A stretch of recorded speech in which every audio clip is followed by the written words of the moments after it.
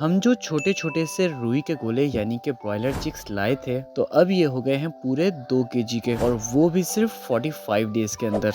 तो अब ये मार्केट में सेल होने के लिए बिल्कुल ही तैयार हैं। पर इनको सेल करने से पहले मैं आ गया अपने 5 डेज ओल्ड मिस्री चूजों के पास। और इनके नीचे जो हमने व्हाइट पेपर बिछाया था, अब वो बहुत ही ज्यादा गंदा हो गया है।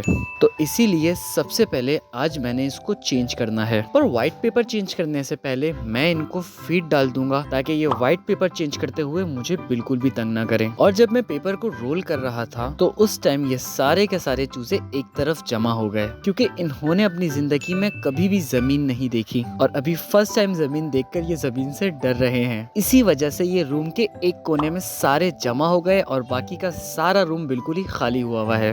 खैर, चूजों से फ्री होने के बाद मैं आ गया अपने ब्रॉयलर चूजों के पास, और बिना देर किए सबसे पहले मैंने इनको पकड़कर क्रेट में शिफ्ट करना शुरू कर दिया।